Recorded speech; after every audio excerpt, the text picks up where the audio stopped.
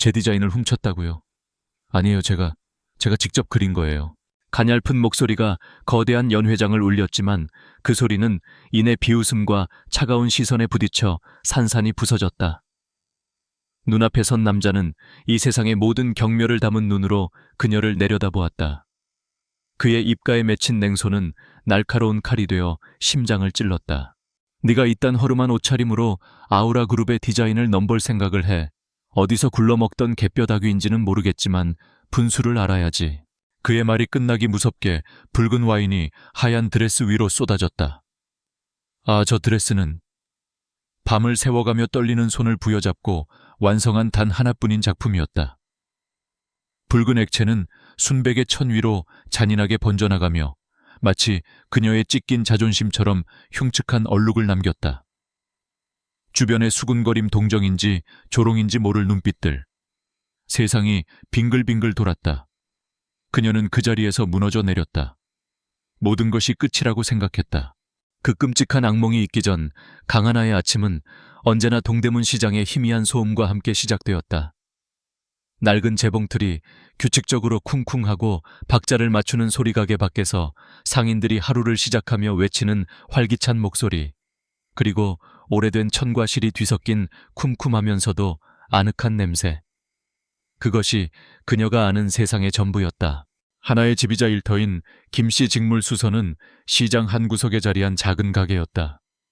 수십 년의 세월이 켜켜이 쌓인 가게 내부는 온갖 종류의 천과 실타래로 가득했다.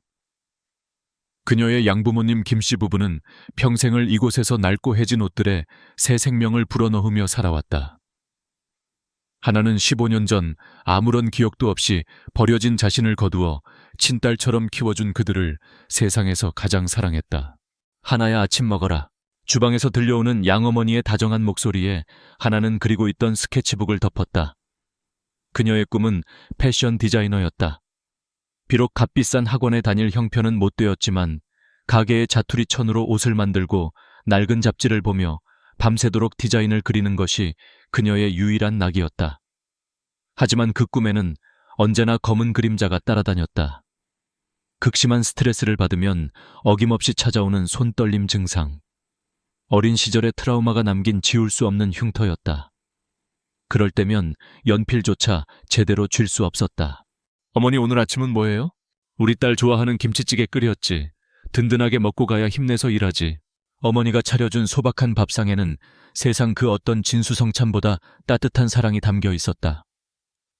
밥을 먹는 동안 아버지는 가게 한쪽에서 하나의 낡은 스쿠터 타이어를 점검하고 있었다. 아이고, 이거 바람이 거의 다 빠졌네. 아빠가 빵빵하게 채워놨으니 조심해서 다녀와라. 오늘 배달할 비단은 특히 비싼 거라더라. 네, 아버지, 걱정 마세요. 하나는 환하게 웃으며 대답했지만 마음 한구석에는 불안감이 자리했다. 오늘 그녀가 배달해야 할 곳은 강남의 최고급 부티크였다. 그곳은 동대문 시장과는 완전히 다른 세상이었다. 그곳의 사람들은 자신과 같은 사람을 어떻게 볼까? 늘 그랬듯 투명 인간처럼 조용히 배달만 하고 돌아오면 될 일이었다. 식사를 마친 하나는 아버지가 수선한 귀한 비단피를 조심스럽게 스쿠터 짐칸에 실었다.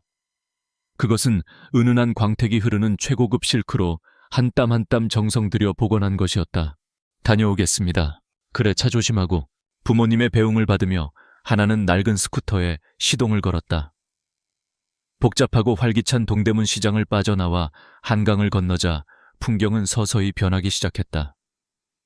낡고 정겨운 건물들은 사라지고 하늘을 찌를 듯 솟은 유리 빌딩들이 위압적으로 나타났다. 강남이었다. 모든 것이 세련되고 빠르고 또 차가웠다.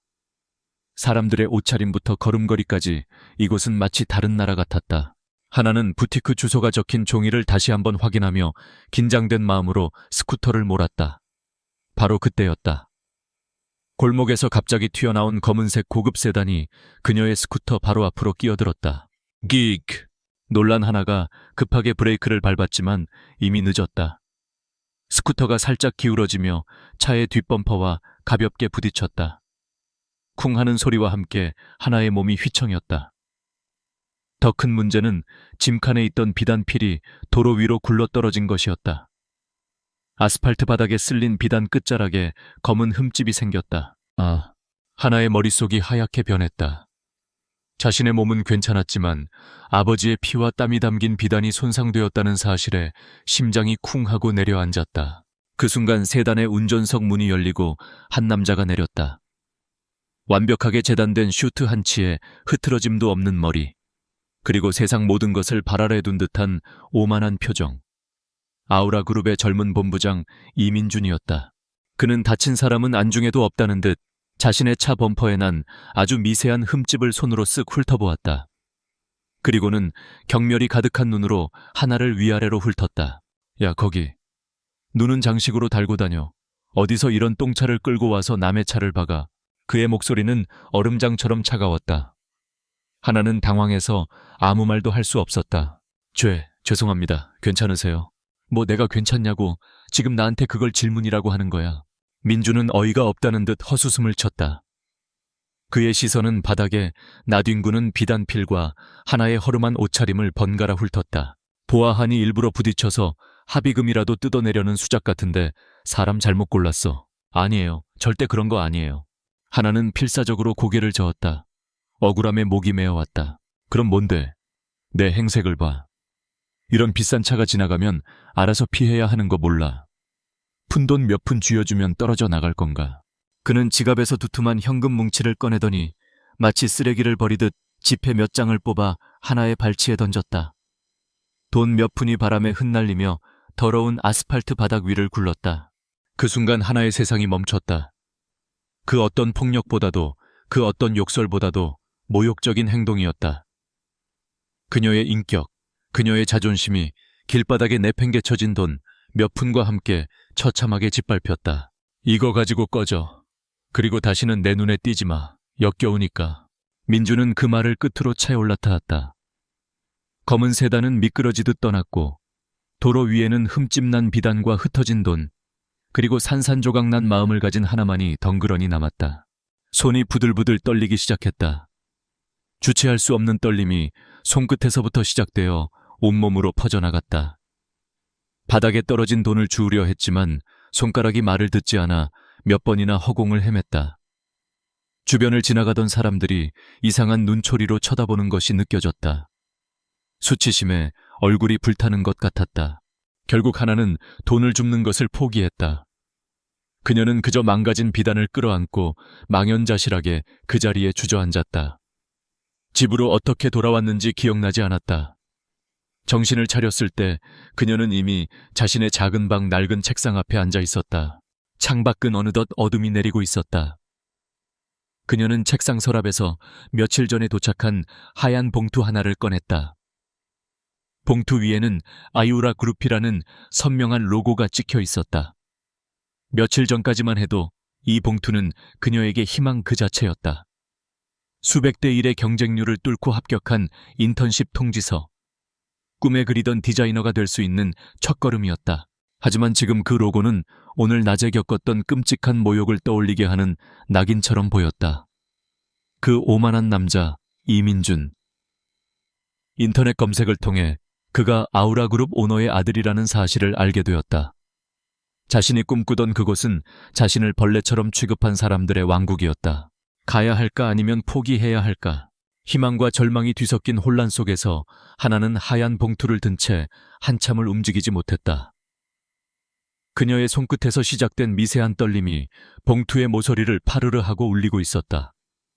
서울의 밤은 깊어지고 작은 방 안에는 한 소녀의 고뇌만이 무겁게 가라앉고 있었다. 다음날 새벽 동대문 시장은 아직 깊은 잠에 빠져 있었다. 어둠 속에서 오직 김씨 직물 수선 가게의 작은 창문만이 희미한 등불처럼 빛나고 있었다. 강하나는 밤새 한숨도 자지 못했다. 그녀의 앞에는 어제 그 남자가 던져준 모욕의 증거인 아우라 그룹의 인턴십 합격 통지서가 놓여 있었다. 가야 할까? 아니, 갈 수 있을까? 그 차가운 경멸의 눈빛을, 길바닥에 흩뿌려진 지폐를, 그리고 산산조각 났던 자존심을 다시 마주할 용기가 그녀에게는 없었다. 포기하자. 꿈은 그냥 꿈으로 남겨두면 아프지 않을 것이다. 하나는 자리에서 일어나 조용히 부모님의 방문을 열었다. 고단한 하루를 마친 두 분은 깊은 잠에 빠져 있었다. 어머니의 거칠어진 손, 아버지의 어깨에 내려앉은 세월의 무게. 하나는 15년간 자신을 위해 모든 것을 희생한 그들의 모습을 조용히 바라보았다. 그들의 사랑과 희생이 없었다면 지금의 강 하나도 없었다. 다시 자신의 방으로 돌아온 하나는 벽에 붙여놓은 자신의 스케치들을 바라보았다. 낡은 종이 위에서 그녀의 디자인들은 마치 살아있는 것처럼 반짝이고 있었다. 이것은 단순한 그림이 아니었다. 이것은 그녀의 삶이었고 존재의 이유였으며 언젠가 부모님께 은혜를 갚을 수 있는 유일한 희망이었다. 도망치지 말자. 한 남자의 오만함 때문에 평생을 바쳐온 꿈을 꺾을 수는 없었다. 오히려 증명해 보이고 싶었다.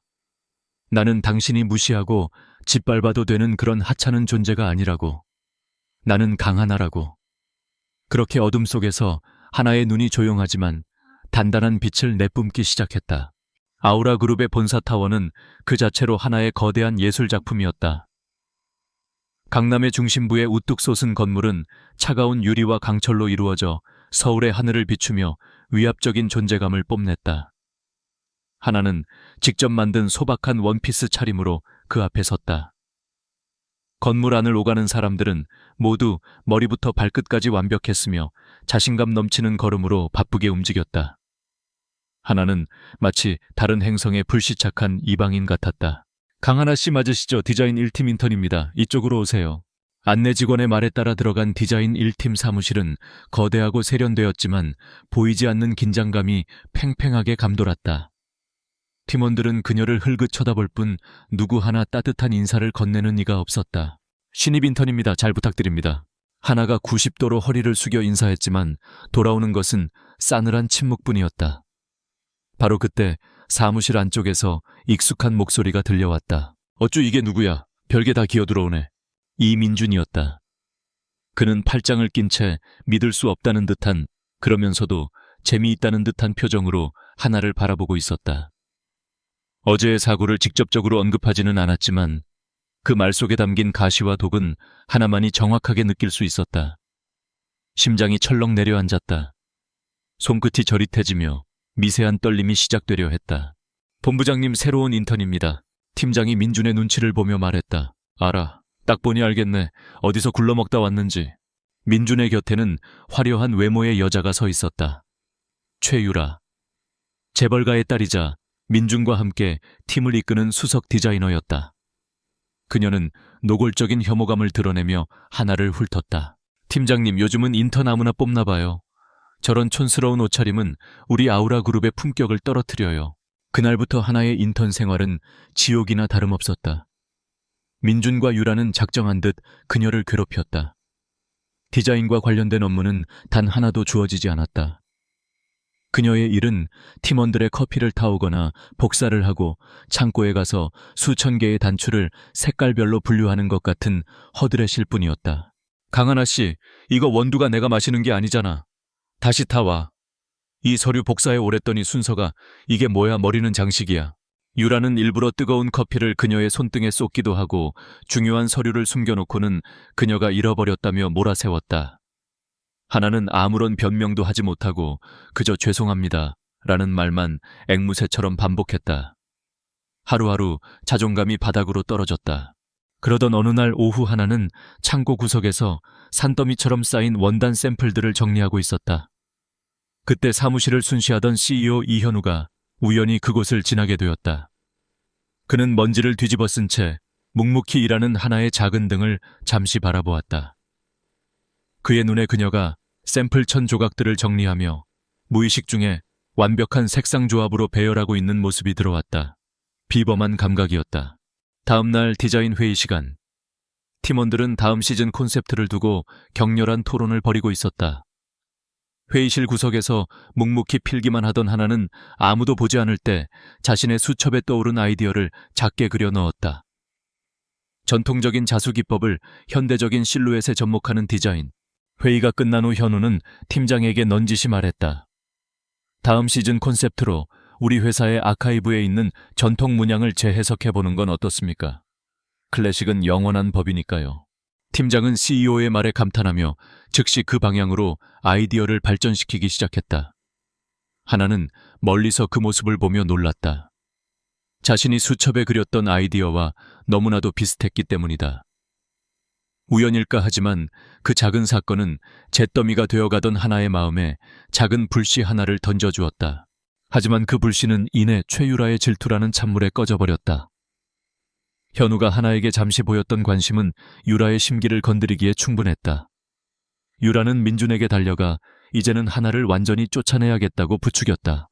그날 오후 유라와 민준은 하나를 불렀다. 강하나 씨 유라가 교활한 미소를 지으며 말했다. 지금 우리 팀에서 아주 중요한 프로젝트를 진행 중이야. 아우라 그룹의 창립 컬렉션을 복원하는 작업이지.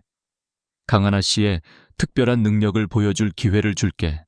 특별한 능력이라는 말은 그녀의 시장 출신 배경을 비꼬는 것이었다. 네. 창립 컬렉션의 메인 드레스에 쓰였던 실크 원단이 있는데 20년 전에 생산이 중단됐어. 아카이브에도 남은 게 없고 강하나 씨가 시장 바닥은 훤하잖아. 내일 아침까지 이 원단이랑 똑같은 걸 구해와. 못 구하면 알지 넌 우리 팀에 있을 자격이 없는 거야. 유라가 그녀의 앞에 던진 것은 낡고 빛바랜 작은 원단 조각이었다. 그것은 아주 독특한 패턴과 질감을 가진 실크였다. 20년 전에 단종된 원단을 하룻밤 사이에 서울 시내에서 찾아내라는 것. 그것은 불가능한 임무였다. 경험 많은 베테랑 직원들도 고개를 저을 만한 일이었다. 이것은 명백한 함정이었다. 그녀를 쫓아내기 위해 그녀의 실패를 모두의 앞에서 조롱하기 위해 파놓은 덫. 사무실의 모든 시선이 하나에게 쏠렸다. 비웃음 동정 무관심. 그 속에서 하나는 차갑게 식어가는 원단 조각을 손에 쥔 채 아무 말도 하지 못했다. 거대한 유리타워 속에서 그녀는 또다시 철저히 혼자가 되었다.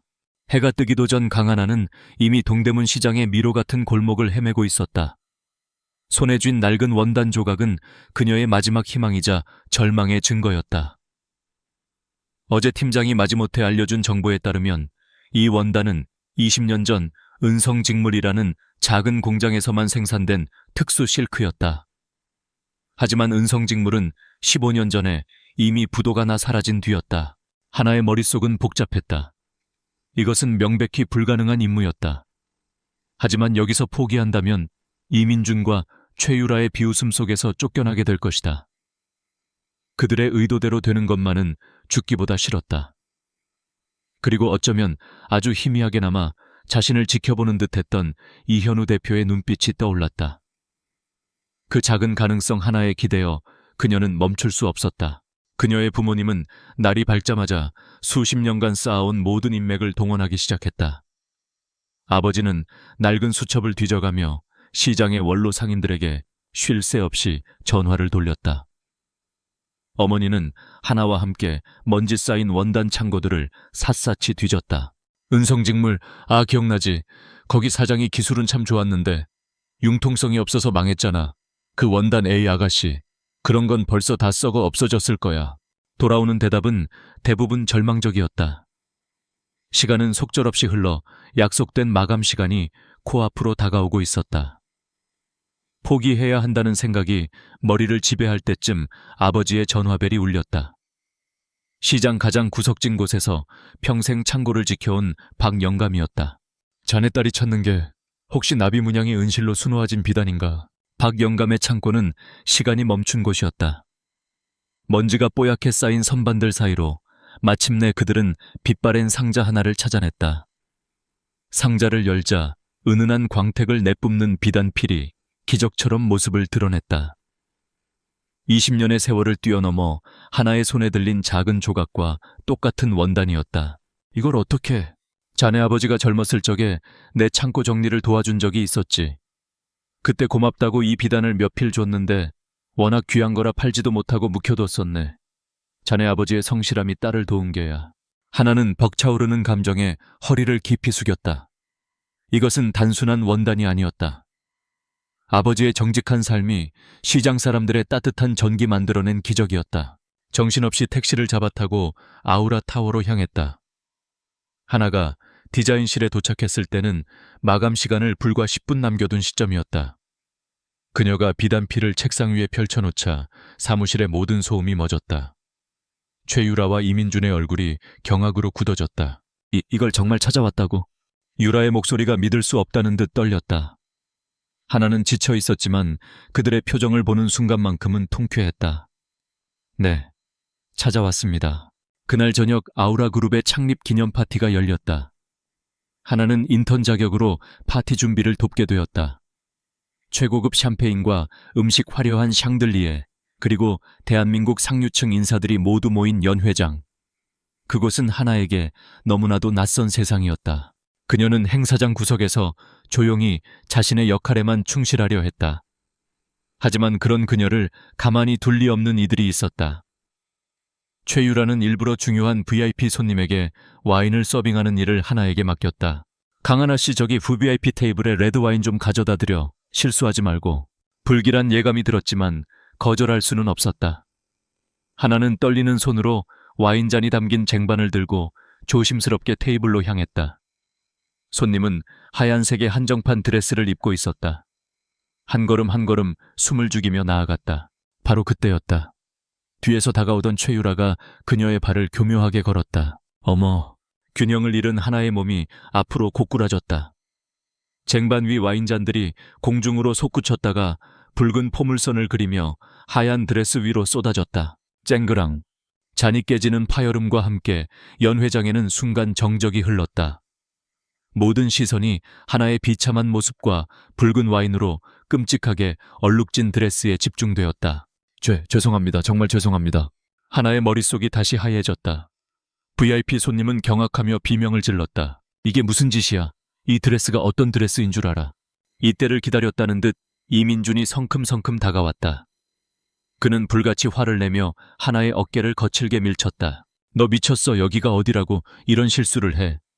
이 드레스 한 벌값이 네 평생 벌어도 못 갚을 돈인 건 알아. 그의 고함에 연회장은 웅성거리기 시작했다.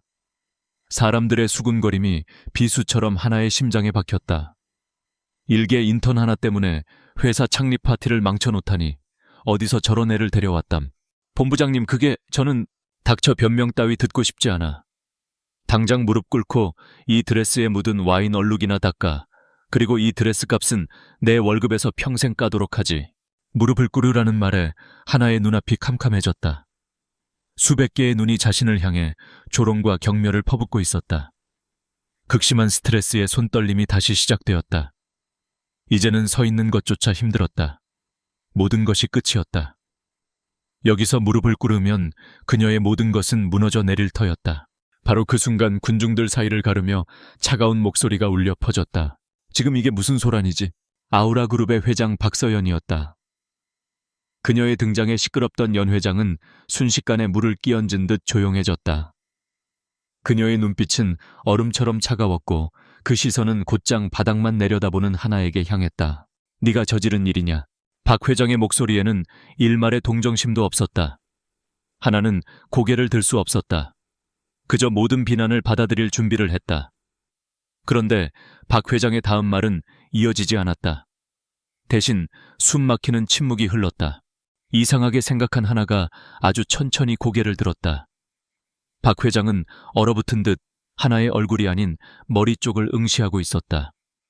그 시선 끝에는 오늘 아침 어머니가 행운을 빌어준다며 꽂아주신 낡은 은색 나비 모양의 비녀가 있었다. 그것은 하나가 발견되었을 때 가지고 있던 유일한 소지품이었다.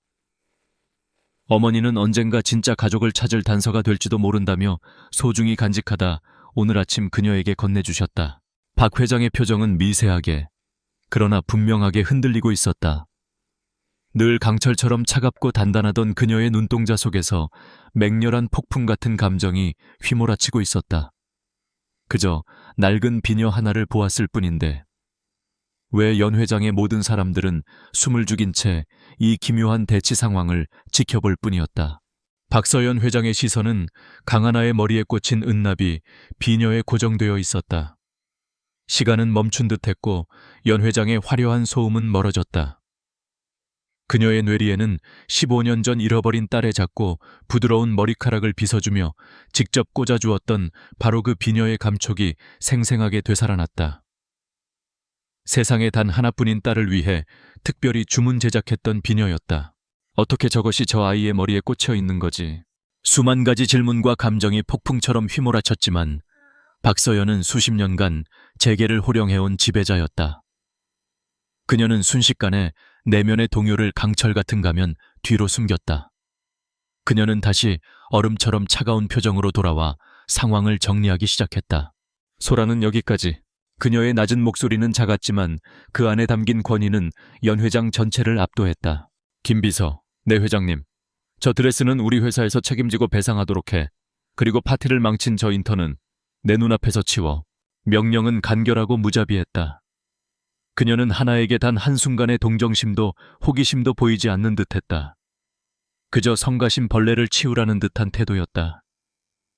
그 모습에 이민주는 만족스러운 미소를 지었고 최유라는 안도의 한숨을 내쉬었다. 하나는 아무 말도 하지 못했다. 박 회장의 마지막 말이 그 어떤 비난보다도 더 날카롭게 그녀의 가슴을 찔렀다. 내 눈앞에서 치워. 그녀는 자신의 존재 자체가 5점이라는 선고를 받은 기분이었다. 김비서의 손에 이끌려 연 회장을 빠져나오는 내내 하나의 머릿속은 박 회장의 그 기묘한 눈빛에 대한 의문으로 가득 차 있었다. 왜 그녀는 나를 그런 눈으로 보았던 걸까? 파티가 끝난 깊은 밤 한남동의 거대한 저택. 박서연은 자신의 서재에서 홀로 핏기 없는 얼굴로 서 있었다. 그녀의 손에는 작은 액자 하나가 들려 있었다. 액자 속에는 은나비 비녀를 꽂고 해맑게 웃고 있는 5살 배기 여자아이가 있었다. 그녀의 잃어버린 딸 이은서. 엄마, 이게 뭐야? 나비네. 15년 전 은서의 5번째 생일날이었다. 지금보다 훨씬 젊고 따뜻했던 서연은 딸의 머리를 부드럽게 빗어주며 웃었다. 우리 은서를 지켜줄 수호천사 나비야. 은서가 어디에 있든 이 나비가 엄마한테 길을 알려줄 거야. 작고 하얀 손이 비녀를 조심스럽게 만졌다. 은으로 만들어진 나비의 날개는 햇살을 받아 영롱하게 빛났다. 그것은 단순한 장신구가 아니었다. 딸을 향한 그녀의 모든 사랑이 담긴 약속이었다. 하지만 그 약속은 며칠 뒤 악몽 속에서 산산조각 났다. 북적이는 놀이공원. 잠시 아이스크림을 사기 위해 은서의 손을 놓았던 단 몇 초. 그 찰나의 순간이 15년이라는 지옥 같은 세월로 이어졌다. 인파 속에서 딸의 이름을 목 놓아 부르던 자신의 비명, 점점 멀어지는 작은 뒷모습의 잔상, 그리고 텅 빈 손에 남은 허무한 감촉. 회장님, 김비서의 목소리가 과거의 악몽에서 박서연을 끌어냈다. 그녀는 어느새 눈물을 흘리고 있었다. 황급히 눈물을 닦아낸 그녀의 얼굴은 다시 차가운 가면을 쓰고 있었다. 들어와. 서재로 들어선 김비서는 박서연의 충실한 그림자였다. 그는 그녀의 모든 비밀을 알고 있었고 단 한 번도 그녀를 실망시킨 적이 없었다. 강하나, 그 인턴에 대해 알아봐. 박서연의 목소리는 칼날처럼 날카로웠다. 태어난 곳 자란 환경 양부모는 누구인지, 어떻게 그 비녀를 갖게 되었는지까지 하나도 빠짐없이 아주 조용하게. 알겠습니다, 회장님. 그리고 당장. 김비서는 말없이 고개를 숙이고 서재를 나갔다. 박서연은 다시 혼자가 되었다. 그녀는 창밖에 짙은 어둠을 바라보았다. 15년 동안 그녀는 단 하루도 희망을 놓지 않았다. 대한민국 최고의 탐정들을 고용했고 수백억을 쏟아부었다. 하지만 딸의 행방은 그 어디에서도 찾을 수 없었다. 그런데 오늘 가장 말도 안 되는 장소에서 가장 비참한 모습으로 딸의 유품을 가진 아이가 나타났다. 이것이 신의 잔인한 장난일까? 아니면 마지막 기회일까? 한편 파티장에서 돌아온 이현우 역시 깊은 생각에 잠겨 있었다. 어머니의 반응이 아무래도 이상했다. 평소의 어머니라면 그 자리에서 인턴을 해고하고도 남았을 것이다. 하지만 그녀는 잠시 얼어붙었고 그 눈빛에는 분명 분노 이상의 감정이 담겨 있었다. 그리고 그 은나비, 비녀. 어렴풋이 아주 어릴 적 동생의 머리에서 반짝이던 기억의 파편이 스쳐 지나갔다. 다음 날 아침 현우는 회장실로 어머니를 찾아갔다. 어머니, 어젯밤 파티에서 괜찮으셨습니까? 무슨 말이 하고 싶은 거지? 박서연은 서류에서 눈을 떼지 않은 채 물었다. 그 강하나라는 인턴, 머리에 꽂고 있던 비녀 말입니다. 왠지 낯이 익어서요. 박서연의 손이 순간 멈칫했다. 쓸데없는 생각 마라. 넌 내 일에나 신경 써. 어머니의 단호하고 방어적인 태도는 오히려 현우의 의심을 더욱 키웠다. 어머니는 무언가를 숨기고 있었다. 현우는 더 이상 묻지 않고 조용히 회장실을 나왔다. 그리고 그는 자신의 비서를 따로 불렀다. 그 역시 어머니와는 별개로 강하나에 대해 알아보기 시작했다. 그날 오후 박서연의 책상 위에 얇은 보고서 파일 하나가 놓였다.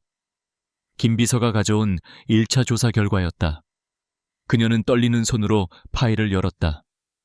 안에는 강하나의 기본적인 인적 사항이 적혀 있었다. 그리고 마지막 한 줄이 그녀의 심장을 먹게 만들었다. 인적 사항. 성명 강하나 만 20세 특이사항 15년 전 서울 외곽 버스터미널에서 발견된 신원 미상 아동. 당시 추정 연령 5세. 그리고 그 아래 그녀가 발견된 날짜가 적혀 있었다. 발견일자 2010년 5월 5일. 이은서가 사라진 바로 그날이었다. 박서연의 손이 부들부들 떨리기 시작했다. 완벽하게 통제되던 그녀의 세상에 거대한 균열이 생기고 있었다. 김 비서가 가져온 보고서는 박서연의 책상 위에 놓인 시한폭탄과 같았다. 15년 전 5월 5일 서울 외곽 버스터미널. 모든 조각들이 너무나도 잔인하게 하나의 진실을 향해 맞춰지고 있었다. 박서연은 며칠 동안 제대로 잠을 이룰 수 없었다.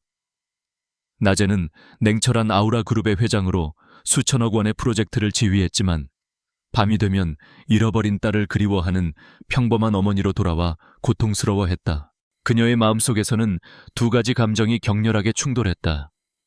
만약 강하나가 정말 은서라면 그것은 15년간의 기도가 이루어진 기적이었다. 하지만 동시에 그것은 자신의 끔찍한 과오를 정면으로 마주해야 하는 형벌이기도 했다. 자신이 그토록 경멸하고 모욕했던 아이가 자신의 핏줄일지도 모른다는 사실은 그녀의 자존심을 송두리째 뒤흔들었다. 추가 조사를 지시해. 양부모라는 사람들을 만나봐. 어떻게 아이를 발견했는지, 지난 15년간 어떻게 살아왔는지. 무엇보다 아이의 몸에 어깨 뒤쪽에 작은 나비 모양의 점이 있는지 확인해. 그것은 오직 가족만이 아는 은서의 신체적 특징이었다. 박서연의 목소리는 미세하게 떨리고 있었다. 한편 이현우 역시 자신만의 방식으로 조사를 진행하고 있었다.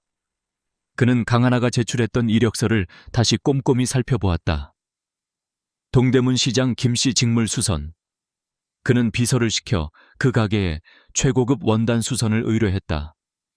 직접 그들의 삶을 그리고 강하나가 자라온 환경을 보고 싶었기 때문이었다. 며칠 후 현우는 평범한 회사원 차림으로 동대문 시장의 낡은 가게를 찾았다. 가게 안은 좁고 오래되었지만 가지런히 정리된 천들과 부지런히 움직이는 재봉틀 소리에서 주인 부부의 성실함이 묻어났다. 어서 오세요, 손님. 하나의 양어머니가 따뜻한 미소로 그를 맞았다. 현우는 잠시 말을 잇지 못했다. 수십억 원짜리 계약서에 사인을 할 때도 떨지 않았던 그였지만 이 작은 가게의 소박한 온기 앞에서 왠지 모를 긴장감을 느꼈다. 저 맡겼던 원단 찾으러 왔습니다. 아네, 잠시만요. 그때 가게 안쪽에서 하나가 나왔다. 회사에서의 위축된 모습은 온데간데 없고 부모님 곁에 선 그녀의 얼굴에는 편안하고 밝은 미소가 걸려 있었다. 현우의 등장에 그녀는 깜짝 놀라 굳어버렸다. 대표님, 여긴 어쩐 일로? 아, 강하나 씨. 이런 우연이 있네요. 개인적으로 수선할 옷이 있어서요. 현우는 자연스럽게 거짓말을 했다. 양어머니는 현우가 딸의 회사 대표라는 사실에 놀라며 더욱 융숭하게 그를 대했다. 아이고, 우리 하나가 회사에서 신세가 많습니다. 워낙 숫기가 없고 부족한 아이라. 아닙니다, 어머님. 아주 재능 있고 성실한 직원입니다. 현우의 진심 어린 칭찬에 어머니의 얼굴에 자랑스러운 미소가 번졌다. 그 모습을 보는 현우의 마음 한구석이 아릿해왔다. 만약 이들이 지난 15년간 자신의 동생에게 이런 따뜻한 사랑을 베풀어준 사람들이라면 그는 차마 더 이상 상상할 수 없었다. 그날 밤 김 비서의 추가 보고가 있었다. 회장님, 양부모를 만나고 왔습니다. 15년 전 버스터미널에서 울고 있는 아이를 발견했고 경찰에 신고했지만 연고자를 찾지 못해 결국 입양했다고 합니다. 그리고 아이의 어깨 뒤쪽에 말씀하신 나비 모양의 점이 있다고 확인했습니다. 쿵. 박서연의 심장이 바닥으로 떨어지는 소리가 들리는 듯했다. 마지막 퍼즐 조각이 맞춰졌다. 더 이상의 증거는 필요 없었다. 하지만 그녀는 이 진실을 받아들일 준비가 되지 않았다. 유전자 검사를 준비해. 결국 그녀의 입에서 나온 말은 감정이 완전히 배제된 냉정한 짓이었다. 진실을 확인하고 싶지만 동시에 진실이 아니길 바라는 모순된 마음. 그녀는 마지막 이성의 끈을 붙잡고 있었다. 어떻게든 감정적인 판단이 아닌 과학적인 증거로 이 모든 혼란을 끝내고 싶었다. 문제는 어떻게 하나의 유전자 샘플을 채취하느냐였다. 대놓고 요구할 수는 없는 일이었다. 박서연은 고민에 빠졌다. 그때 사무실 문을 두드리는 소리가 들렸다. 이현우였다. 어머니 드릴 말씀이 있습니다. 현우는 자신의 책상 위에 작은 보고서와 낡은 사진 한 장을 올려놓았다. 그가 개인적으로 조사한 내용이었다. 그 역시 하나의 어깨에 있는 나비점에 대한 사실까지 알아낸 뒤였다. 어머니도 이미 알고 계셨군요. 박서연은 아무 말도 하지 않았다. 그것은 침묵의 긍정이었다. 어떻게 할 생각이십니까? 검사를 통해 최종 확인을 해야지. 제가 하겠습니다. 현우가 단호하게 말했다. 어머니가 직접 나서는 것은 너무 위험했다. 하나에게 의심을 살 수도 있고 감정적으로 무너질 수도 있었다. 어떻게? 제가 자연스럽게 접근해서 머리카락 샘플을 채취하겠습니다. 그 아이에게 상처 주지 않고 누구도 모르게 처리하겠습니다. 아들의 믿음직한 눈빛을 보며 박서연은 처음으로 자신의 나약함을 인정했다. 그녀는 조용히 고개를 끄덕였다. 모든 계획은 아들에게 맡겨졌다. 다음 날 현우는 디자인팀의 깜짝 피자 파티를 열었다. 그는 일부러 하나에게 친근하게 다가가 디자인에 대한 칭찬을 하며 그녀의 긴장을 풀어주었다. 팀원들과 어울려 웃고 떠드는 동안 현우는 아주 자연스럽게 하나의 어깨에 붙은 작은 먼지를 떼어주는 척하며 머리카락 몇 올을 채취하는 데 성공했다. 그의 손에 들린 몇 올의 머리카락은 너무나도 가벼웠지만 그 안에는 한 가족의 15년 세월의 무게가 담겨 있었다.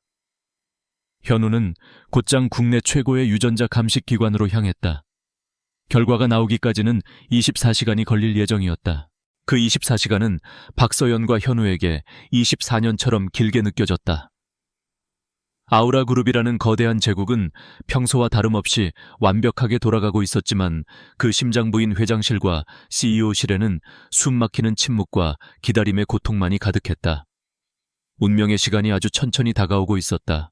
유전자 감식 결과가 나오기까지의 24시간은 아우라 그룹이라는 거대한 제국의 심장부를 멈추게 만들었다. 박서연 회장은 평소와 다름없이 보고를 받고 결제를 했지만 그녀의 시선은 1분 간격으로 벽시계를 향했다. 수백억짜리 계약서의 숫자들보다 초침이 움직이는 소리가 그녀의 신경을 더 날카롭게 파고들었다. 이현우 대표는 온종일 사무실에 틀어박혀 있었다. 그의 책상 위에는 강하나의 이력서와 어린 시절 앨범이 나란히 놓여 있었다. 그는 사진 속에서 해맑게 웃고 있는 동생 은서의 얼굴과 먼지투성이 창고에서 묵묵히 일하던 인턴 강하나의 얼굴을 몇 번이고 번갈아 보았다. 두 얼굴이 겹쳐 보일 때마다 그의 가슴은 희망과 불안으로 세차게 요동쳤다. 오직 이민준만이 이 숨막히는 폭풍의 눈에서 벗어나 있었다. 그는 여느 때처럼 사소한 실수 하나에 팀원들을 몰아세우고 최유라와 시시덕거리며 강하나를 향한 경멸적인 농담을 던졌다. 강하나는 그들의 조롱을 애써 무시하며 자신의 일에 몰두하려 했지만 어제 있었던 이현우 대표의 갑작스러운 친절이 계속 마음에 걸렸다.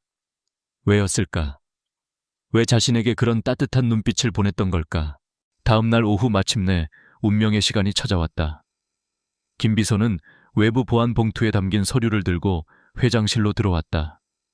그의 얼굴에는 어떤 감정도 읽을 수 없었다. 회장실에는 미리 연락을 받고 와 있던 현우도 함께였다. 박서연은 떨리는 손을 감추기 위해 깍지를 꼈다. 읽어봐. 김 비서는 봉투를 열어 그 안에 보고서를 꺼내 들었다. 그의 시선이 빼곡한 글자들 위를 미끄러지더니 마지막 한 줄에 멈췄다. 그는 잠시 숨을 골랐다. 회장실 안에는 세 사람의 마른 침 삼키는 소리만이 울렸다. 강하나 양과 회장님의 유전자 샘플 대조 결과 친자관계 성립 확률 99.9%입니다. 순간 박서연의 강철 같던 세상이 무너져 내렸다. 그녀는 눈을 감았다. 15년의 세월 지옥 같던 그리움, 그리고 최근 며칠간의 끔찍한 죄책감이 한꺼번에 그녀를 덮쳤다. 현우는 조용히 다가가 어머니의 어깨를 감쌌다. 그의 눈시울도 붉게 물들어 있었다. 진실은 기적이면서 동시에 감당할 수 없는 무게의 형벌이었다. 이제 남은 것은 그 진실을 아이에게 어떻게 전하느냐였다. 회사에서는 안 됐다. 그곳은 하나에게 상처뿐인 공간이었다. 현우는 조심스럽게 입을 열었다. 집으로 초대하는 게 좋겠습니다. 회장님께서 직접 검토할 특별 디자인 프로젝트가 있다는 핑계로요. 그날 저녁 하나는 현우의 비서로부터 연락을 받고 어리둥절한 채로 한남동의 대저택 앞에 섰다. 회장님이 직접 자신을 믿을 수 없는 일이었다. 거대한 철문이 소리 없이 열리고 그녀는 난생 처음 보는 화려하고 거대한 저택으로 들어섰다. 내부는 마치 궁전 같았지만 이상하게도 사람의 온기는 전혀 느껴지지 않았다. 그저 거대하고 텅 비고 차가운 공간일 뿐이었다. 거실에는 박서연 회장과 이현우 대표, 그리고 아무것도 모른 채 소파에 앉아있던 이민준이 있었다. 무겁고 어색한 침묵이 흘렀다. 앉아라. 박서연이 겨우 입을 열었다. 그녀의 목소리는 평소보다 훨씬 더 가라앉아 있었다. 하나는 영문도 모른 채 맞은편 소파에 조심스럽게 앉았다. 박서연은 탁자 위에 놓인 서류 봉투와 낡은 사진 액자를 하나의 앞으로 밀었다. 우리는 15년 동안 너를 찾고 있었다. 네, 무슨 말씀이신지. 그 사진 속 아이를 보렴. 하나의 시선이 액자로 향했다. 그 안에는 은나비 비녀를 꽂은 자신과 어딘가 모르게 닮은 여자아이가 있었다. 박서연은 떨리는 목소리를 애써 억누르며 말했다. 15년 전 잃어버린 내 딸이다. 그리고 그 아이가 바로 너다. 하나의 머릿속이 텅 비었다. 이 사람들이 지금 무슨 말을 하는 거지? 농담인가? 아니면 또 다른 방식으로 나를 모욕하려는 걸까? 이게 유전자 검사 결과서다. 현우가 봉투를 열어 그녀에게 보여주었다. 99.99%라는 숫자가 그녀의 눈을 어지럽혔다. 이민주는 그제야 상황을 파악하고 충격에 휩싸였다. 그의 얼굴에서 오만한 미소가 사라지고 경악과 혼란이 그 자리를 대신했다. 저 애가 내가 그토록 경멸하고 멸시했던 저 인턴이 내 누나라고. 박서연은 자리에서 일어나 하나에게 다가왔다. 그녀는 평생 처음으로 누군가에게 애원하는 듯한 눈빛으로 하나를 바라보며 말했다. 너는 강하나가 아니야. 네 진짜 이름은 이은서다. 넌 내 딸이야. 내 딸. 그 한마디가 하나의 귓가에서 굉음처럼 울렸다. 눈앞이 흐려졌다. 나를 내 눈앞에서 치우라고 말했던 저 여자가, 내 어머니라고 나를 역겹다고 말했던 저 남자가 내 동생이라고. 이것은 기적이 아니었다. 이것은 세상에서 가장 잔인한 악몽이었다. 분노와 배신감 그리고 정체성의 혼란이 뒤섞여 하나의 안에서 폭발했다. 아니야. 그녀의 목소리가 갈라져 나왔다. 아니에요. 다 거짓말이야, 당신들이. 당신들이 나한테 어떻게 했는데 이제 와서 내가 당신들 가족이라고요. 그녀는 자리에서 벌떡 일어났다. 그녀의 눈에서는 뜨거운 눈물이 쉴 새 없이 흘러내렸다. 나는 강하나예요. 동대문 시장. 김씨 직물수선의 딸 강하나라고요.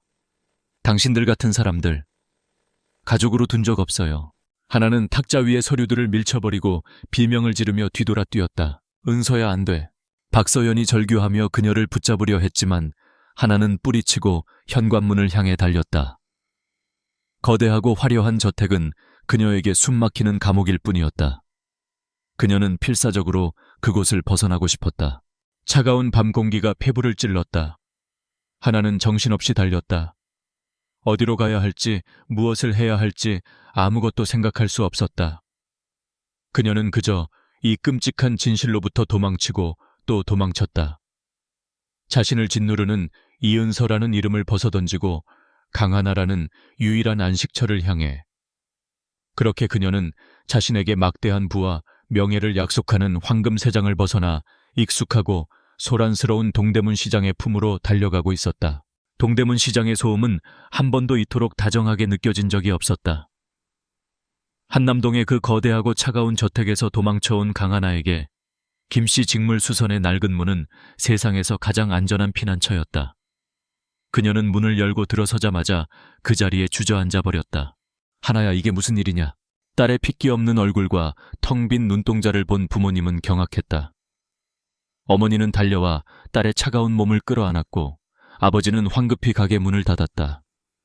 하나는 어머니의 품에 안겨서야 참았던 울음을 터뜨렸다. 하지만 그녀는 차마 진실을 말할 수 없었다. 자신이 그들의 딸이 아닐지도 모른다는 사실을, 지난 15년의 세월이 어쩌면 거대한 오해의 탑이었을지도 모른다는 사실을 어떻게 입에 담을 수 있을까? 그날 이후 하나는 가게 밖으로 한 발짝도 나가지 않았다. 그녀는 아우라 그룹에 연락도 없이 무단결근했다. 모든 것이 무의미하게 느껴졌다. 그녀의 세계는 강하나와 이은서라는 두 개의 이름 사이에서 조각나 버렸다. 이씨 일가 역시 혼란의 폭풍 속에 있었다. 박서연 회장은 딸이 도망친 그날 이후 식음을 전폐하다시피 했다.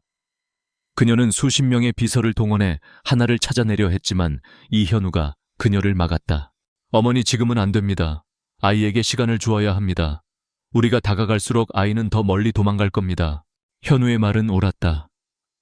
그들은 지난 15년간 아이 없이 사는 법에 익숙해졌을지 몰라도 갑자기 나타난 아이를 사랑하는 법은 알지 못했다. 그들이 할 수 있는 유일한 것은 그들이 가장 잘하는 방식으로 마음을 표현하는 것, 바로 돈이었다. 며칠 후 김씨 직물 수선 가게 앞으로 검은색 세단들이 줄지어 섰다. 비서들이 내려 값비싼 보석함, 최신형 가전제품, 그리고 두둑한 현금이 든 돈 봉투를 가게 안으로 들였다. 하나를 위한 선물이었다.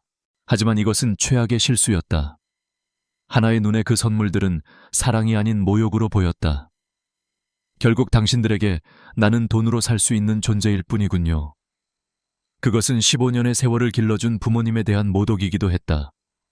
하나는 모든 선물을 문 밖으로 내던지며 소리쳤다. 필요 없어요. 이런 거 다 가져가세요. 나는 당신들의 돈 같은 거 필요 없다고요. 이 소식은 박서연에게 또 한 번의 비수가 되어 꽂혔다. 그녀는 자신이 할 수 있는 모든 것이 오히려 딸에게 상처만 주고 있다는 사실에 절망했다. 바로 그때 한 사람이 조용히 이 모든 상황을 지켜보고 있었다. 박서연의 동생 박지영이었다. 그녀는 언니의 고통을 위로하는 척했지만 그 눈빛 뒤에는 서늘한 만족감이 숨겨져 있었다. 모든 것이 그녀의 계획대로 흘러가고 있었다. 다음 날 박지영은 화려한 옷차림 대신 수수하고 단정한 모습으로 직접 동대문 시장을 찾았다. 그녀는 값비싼 선물을 들고 오는 대신 시장 입구의 작은 가게에서 따뜻한 찐빵 몇 개를 사들었다. 그녀가 김씨 직물 수선의 문을 열었을 때 가게 안의 세 사람은 경계심을 가득 드러냈다. 누구시죠? 지영은 부드럽고 온화한 미소를 지으며 고개를 숙였다. 안녕하세요. 저는 하나 양의 이모 되는 사람입니다. 박지영이라고 합니다. 그녀의 태도는 이씨 일가의 그 누구와도 달랐다.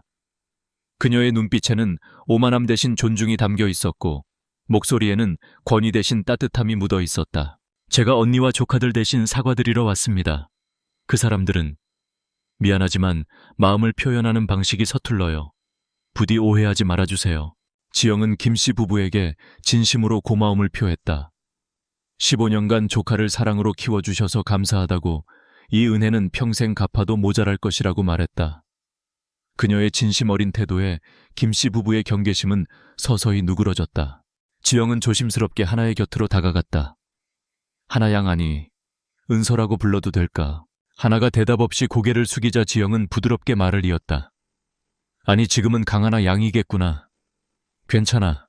모든 게 혼란스러울 거야. 화나고 억울하고 세상이 너를 속인 것 같겠지. 그 마음 내가 다 이해해. 처음이었다. 자신의 마음을 알아주는 사람.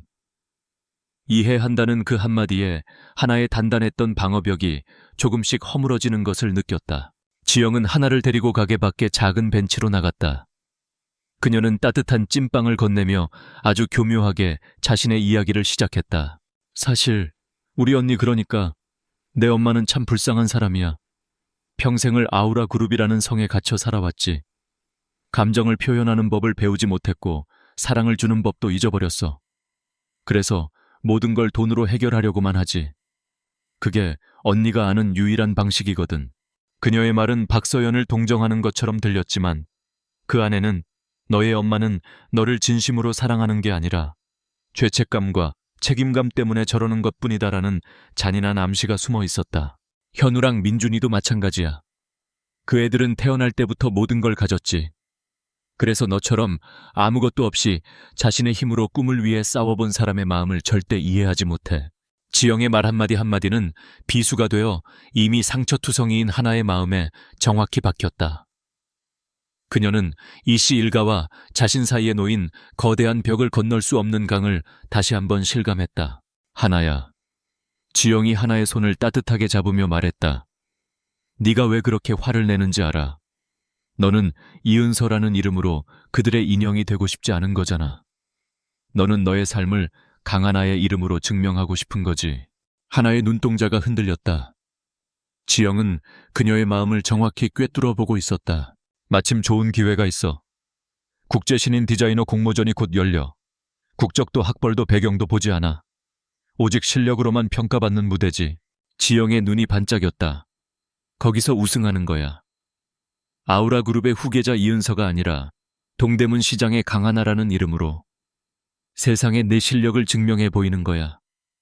그러면 네 엄마도 오빠들도 더 이상 너를 돈으로 사려 하거나 동정의 눈으로 보지 못할 거야. 너를 한 명의 독립된 디자이너로 존중하게 되겠지. 그것은 너무나도 달콤한 유혹이었다.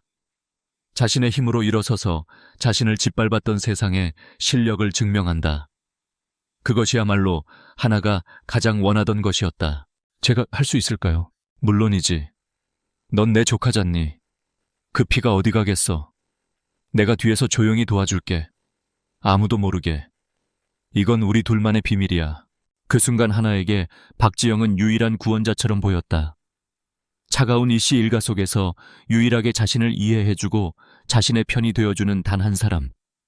하나는 자신을 올가맬 거대한 덫 속으로 제 발로 걸어 들어가고 있다는 사실을 까맣게 모른 채 희망에 찬 눈으로 고개를 끄덕였다. 이민준의 세상은 무너져 내렸다. 지난 며칠간 그는 자신의 펜트하우스에 스스로를 가둔 채 술과 자기 혐오로 시간을 보냈다. 수천만 원짜리 오디오에서는 클래식이 흘러나왔지만 그의 귓게는 자신이 강한에게, 아니 누나 이은서에게 내뱉었던 잔인한 말들만이 메아리쳤다. 역겨워. 어디서 굴러먹던 뼈다귀야. 내 평생 벌어도 못 갚을 돈이야. 그 말들은 이제 부메랑이 되어 그의 심장을 갈기갈기 찢어놓고 있었다. 그는 벽에 걸린 거대한 스크린으로 어린 시절의 가족 비디오를 틀었다. 화면 속에서 5살의 은서가 자신을 따라다니며 민준아 같이 놀자 하고 외치고 있었다. 그는 귀찮다는 듯 누나를 밀치고 은서는 넘어져 울음을 터뜨렸다. 과거의 자신과 현재의 자신이 겹쳐 보였다. 그는 변한 것이 아무것도 없었다. 젠장. 그는 손에 들고 있던 위스키 잔을 벽난로에 던져버렸다. 산산조각 나는 유리 소리와 함께 그는 결심했다. 더 이상 이렇게 숨어 있을 수만은 없다고. 용서받지 못할 죄를 저질렀지만 최소한 속죄할 기회는 스스로 만들어야 했다. 이민준은 변하기 시작했다. 그는 다음 날부터 회사에 정상적으로 출근했지만 예전의 오만한 모습은 찾아볼 수 없었다. 그는 말이 없어졌고 날카로운 눈으로 주변을 관찰하기 시작했다. 특히 고모인 박지영의 행동 하나하나를 놓치지 않았다. 박지영은 강하나의 든든한 후원자를 자처하며 그녀의 공모전 준비를 물심양면으로 도왔다. 그녀는 하나에게 최고급 원단을 제공하고 자신의 인맥을 동원해 최고의 패턴사를 붙여주었다. 하지만 민준의 눈에 그 과도한 친절은 어딘가 모르게 부자연스러웠다. 어머니의 서툰 사랑과 고통은 진짜였지만 고모의 계산된 온화함에서는 기분 나쁜 위선이 느껴졌다. 민준은 자신의 비서를 시켜 15년 전의 기록을 다시 파헤치기 시작했다. 은서가 실종되던 날 박지영의 행적, 그리고 그녀의 주변 인물들. 그러다 그는 아주 사소하지만 이상한 점 하나를 발견했다. 은서가 실종된 직후 박지영의 개인 운전기사가 갑자기 해고되고 거액의 퇴직금을 받은 기록이었다. 공식적인 해고 사유는 음주운전이었지만 어딘가 석연치 않았다. 한편 강하나는 박지영의 전폭적인 지지 아래 디자인 공모전 준비에 모든 것을 쏟아부었다. 이것은 강하나라는 자신의 이름을 세상에 증명할 유일한 기회였다. 그녀는 밤낮을 가리지 않고 작업에 매달렸다. 그녀의 디자인은 그녀의 삶 그 자체였다. 아우라 그룹의 세련된 감각과 동대문 시장의 전통적인 장인 정신이 결합된 세상에 없던 새로운 스타일. 그것은 그녀의 두 정체성이 아름답게 화해하는 과정이었다. 정말 멋지구나 하나야. 분명히 우승할 거야. 박지영은 하나의 어깨를 두드리며 따뜻하게 격려했다. 하지만 작업실을 나서는 그녀의 얼굴에는 차가운 미소가 걸려 있었다. 그녀는 차에 올라타자마자 어딘가로 전화를 걸었다. 준비는 다 됐지? 결선 심사 직전에 내가 보낸 가짜 디자인으로 바꿔치기만 하면 돼. 아무도 눈치채지 못하게. 이번 일로 강하나는 표절 디자이너로 낙인 찍혀 업계에서 영원히 퇴출될 거다. 드디어 공모전 결선 당일. 하나의 디자인은 예선에서부터 폭발적인 반응을 불러일으켰다. 이제 마지막 무대만 남았다. 그녀는 자신이 만든 옷을 입은 모델의 마지막 매무새를 다듬으며 깊은 숨을 내쉬었다. 그 순간 백스테이지 구석에 있던 이민준과 눈이 마주쳤다. 그의 눈빛은 더 이상 경멸이 아닌 복잡하고 고통스러운 감정으로 가득 차 있었다. 하나는 애써 그의 시선을 피했다. 민주는 그곳에 있어서는 안 될 사람이었다. 하지만 그는 마침내 박지영의 계략을 알아냈다. 어젯밤 그는 15년 전 해고되었던 운전기사를 찾아내 돈과 회유 협박을 동원해 모든 진실을 실토받았다. 그리고 그 운전기사의 입에서 이번 공모전의 무대감독 이름이 나왔다. 그는 박지영에게 매수되어 디자인을 바꿔치기 할 계획이었다. 민주는 그를 막기 위해 이곳에 온 것이었다. 다음 참가자 강하나 씨 준비해주세요. 스태프의 목소리가 들리고 하나가 모델과 함께 무대 입구로 향했다. 민주는 무대 감독에게 접근해 그의 팔을 붙잡았다. 당신 무슨 짓을 꾸미고 있는지 다 알아. 당장 그만두지 않으면 여기서 끝장날 줄 알아. 감독은 사색이 되어 도망쳤다. 일단 최악의 상황은 막았다. 민주는 안도의 한숨을 내쉬었다. 하지만 박지영의 계획은 그것이 전부가 아니었다. 표절 계획이 실패할 경우를 대비한 훨씬 더 잔인하고 확실한 두 번째 계획이 남아 있었다. 하나가 막 무대 위로 첫걸음을 내딛는 순간이었다. 민준의 눈에 무대 상부의 거대한 조명 장치 하나가 이상하게 흔들리는 것이 들어왔다. 그리고 그 장치를 고정하고 있던 와이어 하나가 마치 누군가 일부러 자른 것처럼 팽팽하게 끊어지고 있었다. 조명은 정확히 하나가 걸어갈 런웨이 중앙을 향해 기울어지고 있었다. 안 돼. 모든 것은 찰나에 일어났다. 민주는 본능적으로 무대를 향해 몸을 날렸다. 그는 무슨 일이 일어나는지 어리둥절해야 하는 하나의 몸을 온 힘을 다해 밀쳐냈다. 쾅! 거대한 굉음과 함께 수백 킬로그램의 조명 장치가 그가 서 있던 자리로 떨어져 내렸다. 패션쇼장은 비명과 혼돈으로 아수라장이 되었다. 먼지가 걷히고 사람들은 무대 위에 쓰러져 있는 두 사람을 보았다. 한쪽에는 긁힌 상처만 입은 채 충격에 빠진 하나가, 그리고 다른 한쪽에는 무너진 철골 구조물 아래에 깔려 피를 흘리고 있는 이민준이 있었다. 하나는 비명을 지르며 그에게 기어갔다. 정신 차려요, 이민준 씨, 제발. 민준의 의식은 점점 희미해져 갔다. 그는 가쁜 숨을 몰아쉬며 겨우 손을 들어 하나의 얼굴을 향해 뻗었다. 그의 눈에는 처음으로 진심 어린 감정이 담겨 있었다. 미안하다, 은서야. 그 말을 끝으로 그의 손이 힘없이 바닥으로 떨어졌다. 그의 눈이 천천히 감겼다. 하나는 그의 이름을 부르며 절규했다. 한때 자신을 가장 증오했던 남자가 이제는 자신을 구하기 위해 피를 흘리며 쓰러져 있었다. 그가 마지막으로 불러준 자신의 진짜 이름이 비명과 사이렌 소리로 가득 찬 패션쇼장 안을 공허하게 맴돌았다. 구급차의 사이렌 소리가 고막을 찢을 듯 울려 퍼졌다. 강하나의 세상은 붉은 피와 부서진 철골, 그리고 이민준이 마지막으로 내뱉은 자신의 진짜 이름으로 뒤범벅되어 있었다. 그녀는 넋이 나간 사람처럼 구급차에 올라탔다. 응급대원들이 민준에게 필사적으로 응급처치를 하는 동안 그녀는 그저 그의 창백한 얼굴만 바라볼 뿐이었다. 미안하다, 은서야. 그 한마디가 15년간 닫혀있던 그녀 기억의 문을 미친 듯이 두드리고 있었다. 병원 응급실은 아수라장이었다. 연락을 받고 달려온 박서연 회장과 이현우 대표의 얼굴은 하얗게 질려 있었다. 박서연은 아들이 실려 들어가는 수술실 문을 붙잡고 오열했다. 평생 단 한 번도 나약한 모습을 보인 적 없던 철의 여왕이 자식의 생사 앞에서 무너져 내리고 있었다. 하나는 복도 구석의 차가운 의자에 홀로 앉아 있었다. 한 간호사가 가져다 준 담요를 두르고 있었지만 온몸의 떨림은 멈추지 않았다. 머릿속에서는 방금 전에 끔찍한 사고와 잊고 있던 과거의 파편들이 뒤엉켜 폭풍처럼 휘몰아쳤다. 그때 또각거리는 구두 소리와 함께 박지영이 나타났다. 그녀는 비통한 표정을 지으며 박서연의 어깨를 감쌌다. 언니 정신 차려. 민준이는 강한 아이야. 괜찮을 거야. 그리고는 하나의 곁으로 다가와 걱정스러운 얼굴로 그녀의 손을 잡았다. 하나야. 아니 은서야. 괜찮니? 얼마나 무서웠어. 이제 괜찮아. 이모가 여기 있으니 아무 걱정 마. 이모가 여기 있으니 아무 걱정 마. 그 다정한 목소리가 하나의 귓가를 스치는 순간이었다. 낡은 필름이 돌아가듯 15년 전의 목소리가 현재의 목소리 위로 겹쳐졌다. 은서야, 이모가 여기 있으니 아무 걱정 마. 우리 엄마 몰래 재밌는 데 갈까? 5살의 은서는 고개를 끄덕였다.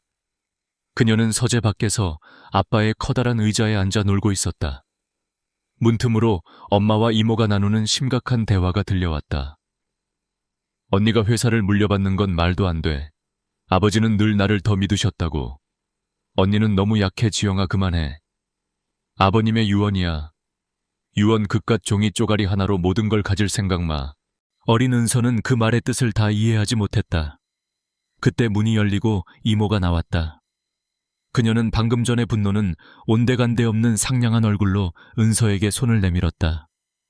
이모는 은서를 채태우고 한참을 달렸다. 시끄럽고 낯선 버스터미널에 도착했다. 은서야, 여기서 잠깐만 기다려. 이모가 세상에서 제일 맛있는 아이스크림 사올게. 알았지? 착하게 기다려야 해. 이모는 웃으며 은서의 머리를 쓰다듬어 주고는 인파 속으로 사라졌다. 10분, 30분, 1시간. 해가 지고 주변이 어두워져도 이모는 돌아오지 않았다. 버려졌다는 것을 깨달은 어린아이는 그 자리에서 목 놓아 울기 시작했다. 너였어. 하나의 입에서 낮은 목소리가 새어나왔다. 그녀는 천천히 고개를 들어 박지영을 바라보았다. 더 이상 혼란과 두려움에 떨던 강하나의 눈빛이 아니었다. 그곳에는 15년의 세월을 뛰어넘어 모든 진실을 기억해낸 이은서의 차가운 분노가 서려 있었다. 뭐라고? 은서야. 박지영이 의아한 표정을 지었다. 다 기억났어. 15년 전 그날 나를 버린 거 당신이었잖아. 은서의 말에 수술실 앞에 모든 공기가 얼어붙었다. 박서연과 현우는 충격적인 눈으로 두 사람을 바라보았다. 박지영의 얼굴에서 온화한 미소가 순식간에 사라졌다. 은서야, 네가 지금 너무 충격을 받아서 헛것을 보는 모양이구나. 이모가 얼마나 너를 찾아 헤맸는데 헛것 당신이 서재에서 엄마한테 소리치던 것도, 회사를 가질 생각 마라고 말했던 것도, 나한테 아이스크림을 사주겠다며 버스터미널에 날 버리고 간 것도 전부 헛것이라고. 은서가 쏟아내는 기억의 파편들은 너무나도 생생하고 구체적이었다. 박지영의 얼굴이 하얗게 질리기 시작했다. 말도 안 돼. 네가 그걸 어떻게... 아니, 이건 모함이야, 언니. 저 애가 지금 충격으로 헛소리를 하는 거야. 박지영이 박서연에게 매달리며 소리쳤다. 박서연은 딸과 동생 사이에서 극심한 혼란에 빠졌다. 그때 이현우가 앞으로 나섰다. 그의 손에는 작은 녹음기와 서류 뭉치가 들려 있었다. 헛소리가 아닙니다, 고모. 현우는 차가운 목소리로 말했다. 이건 민준이가 목숨을 걸고 찾아낸 증거들입니다. 15년 전 은서가 실종된 직후 고모의 계좌로 거액이 입금된 기록, 그리고 그 돈을 받고 잠적했던 당시 운전기사의 증언 녹취록입니다. 그는 고모의 지시로 은서를 버스터미널에 버렸다고 전부 자백했습니다. 현우가 녹음기를 틀자 한 남자의 목소리가 복도에 울려 퍼졌다. 회장님, 동생분이 시켰습니다. 아이를 멀리 데려다 버리라고. 죄송합니다. 그리고 이것. 현우가 마지막 서류를 내밀었다. 오늘 패션쇼 무대 감독이 고모에게 매수되었다는 증거입니다. 강하나, 아니 은서의 디자인을 표절작으로 바꿔치기 하고 무대 장치를 조작해 사고를 일으키려 했다는 자백서도 받아냈습니다. 모든 증거 앞에서 박지영의 마지막 발악이 터져 나왔다. 그래 맞아 내가 그랬어. 그녀의 얼굴에서 상냥한 가면이 완전히 벗겨져 내렸다. 그 자리에는 평생의 질투와 열등감으로 뒤틀린 악마의 얼굴만이 남아있었다. 언제나 언니 차지였지. 아버지의 인정도, 회사도 모든 게 나는 평생 언니의 그림자로 살았어. 그래서 언니가 가장 소중하게 여기는 걸 빼앗고 싶었을 뿐이야. 그게 뭐 그리 큰 잘못이라고. 짝! 박서연의 손이 동생의 뺨을 거세게 내리쳤다. 닥쳐, 이 악마 같은. 그 순간 수술실 문이 열리고 의사가 나왔다. 모두의 시선이 그에게 쏠렸다. 시간은 다시 멈췄다. 은서는 기도했다. 제발 자신을 구원해준 동생을 신이 다시 앗아가지 않기만을. 의사의 입술이 열리는 그 짧은 순간은 박서연에게 15년의 세월보다도 길게 느껴졌다. 수술은 성공적입니다. 안도의 한숨이 복도 곳곳에서 터져 나왔다. 환자의 의지가 강했습니다. 하지만 워낙 큰 사고였기 때문에 중환자실에서 경과를 지켜봐야 합니다. 특히 오른팔의 신경 손상이 심해 앞으로 꾸준한 재활 치료가 필요할 겁니다. 의사의 마지막 말은 무겁게 가라앉았지만 살아있다는 사실 하나만으로도 충분했다. 박서연은 다리에 힘이 풀려 주저앉았고 이현우는 그런 어머니를 부축하며 조용히 눈물을 삼켰다. 은서는 하얀 병원 벽에 기댄 채 뜨거운 눈물이 뺨을 타고 흐르는 것을 그저 내버려 두었다. 박지영은 현장에서 현행범으로 체포되었다. 평생을 지탱해온 우아한 가면이 벗겨지고 질투와 탐욕으로 일그러진 추악한 민낯만이 남았다. 그녀의 몰락은 빠르고 철저했다. 아우라 그룹과 이씨 일가는 그녀와의 모든 관계를 끊어냈고 그녀는 법의 심판대 위에서 자신의 죄값을 온전히 치르게 되었다. 시간이 약이라는 말은 때로는 진실이었다. 몇 달의 시간이 흘렀다. 계절이 바뀌고 병원 창밖으로 보이던 앙상한 나뭇가지에는 연두빛 새싹이 돋아났다. 이민주는 길고 힘든 재활치료를 견뎌내고 있었다. 그의 곁은 언제나 은서가 지켰다. 처음에는 어색한 침묵만이 흘렀다. 하지만 은서는 매일같이 찾아와 그에게 책을 읽어주고 서툰 솜씨로 과일을 깎아주며 재활치료를 받는 그를 묵묵히 응원했다. 그 조용하고 꾸준한 온기 앞에서 민준의 얼어붙었던 마음이 서서히 녹아내렸다. 어느 날 오후 창밖으로 지는 노을을 바라보던 민준이 처음으로 입을 열었다. 나는 괴물이었어. 책을 읽던 은서는 조용히 책을 덮고 그를 바라보았다. 아니, 우리는 그냥 길을 잃었던 거야. 민준의 눈에서 뜨거운 눈물이 흘러내렸다. 30년 가까이 살아오면서 처음으로 흘리는 진심 어린 참회의 눈물이었다. 미안하다. 정말 미안하다 은서야. 나도 미안해, 오빠. 은서가 처음으로 그를 오빠라고 불렀다.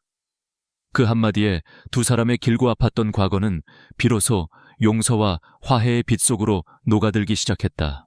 박서연 회장과 은서의 관계 회복은 훨씬 더 더디고 조심스러웠다. 박서연은 더 이상 딸에게 값비싼 선물을 보내지 않았다. 대신 그녀는 서툰 솜씨로 직접 끓인 미역국을 보온병에 담아 동대문의 작은 가게를 찾아갔다. 가게 안에서 그녀는 아우라 그룹의 회장이 아닌 그저 평범한 어머니였다. 그녀는 어색하게 국그릇을 내밀며 평생 해본 적 없는 말을 꺼냈다. 밥 먹었니? 은서의 양어머니는 그런 그녀를 따뜻하게 맞아주었다. 두 어머니는 말없이 차를 마셨다. 한 명은 딸을 낳아주었지만 잃어버렸고 다른 한 명은 딸을 낳지 않았지만 사랑으로 길러냈다. 그들의 침묵 속에는 세상의 그 어떤 말보다도 깊은 이해와 연대가 흐르고 있었다. 그 모습을 지켜보던 은서는 비로소 엄마라는 이름의 무게와 따스함을 온전히 받아들일 수 있었다. 민준이 퇴원하던 날 은서는 자신의 미래에 대한 중요한 결정을 가족들에게 알렸다. 저는 아우라 그룹을 물려받지 않을 거예요. 모두가 놀란 얼굴로 그녀를 바라보았다. 대신 저만의 브랜드를 만들고 싶어요. 강하나로 살아온 제 삶과 이은서라는 제 이름, 그 두 가지 모두를 담아서요. 그녀의 목소리는 작았지만 그 안에는 흔들림 없는 단단한 의지가 담겨 있었다. 그리고 1년 후 서울의 한적한 골목 햇살이 잘 드는 작은 건물에 은실이라는 간판이 걸렸다. 은서가 만든 브랜드의 쇼룸 겸 작업실이었다. 은실은 그녀의 이름 은서와 그녀를 디자이너의 길로 이끌어준 실의 합성어였다. 또한 그녀의 과거와 현재를 이어준 은나비, 비녀의 메타포이기도 했다. 브랜드의 론칭 파티는 화려하지 않았지만 세상에서 가장 따뜻한 사람들로 가득 찼다. 그녀의 양부모님은 자랑스러운 얼굴로 작업실 한쪽에 놓인 전통 원단들을 정리하고 있었다. 이현우는 듬직한 미소로 손님들을 맞았고, 아직은 조금 불편해 보이는 오른팔로 재활 치료를 마친 이민주는 서툴게 케이크를 자르고 있었다. 그리고 쇼룸 중앙 박서연 회장은 더 이상 차가운 가면을 쓰지 않은 온화한 어머니의 얼굴로 딸이 만든 옷을 입고 있었다. 현대적인 실루엣의 전통자수가 은은하게 수놓아진 옷은 마치 그녀와 딸의 관계처럼 이질적인 두 세계의 아름다운 조화를 보여주었다. 은서는 창가에 서서 그 모든 풍경을 바라보았다. 두 개의 가족이 어색하지만 따뜻하게 어우러져 웃고 떠들고 있었다. 그녀를 괴롭혔던 과거의 메아리는 이제 고통이 아닌 그녀를 더욱 단단하게 만들어준 삶의 일부가 되어 잔잔하게 울리고 있었다. 은서는 자신의 작업 책상으로 돌아와 앉았다. 햇살이 그녀의 어깨 위로 쏟아져 내렸다. 그녀는 새하얀 종이 위에 연필을 들고 새로운 디자인을 스케치하기 시작했다. 그녀의 손은 더 이상 떨리지 않았다.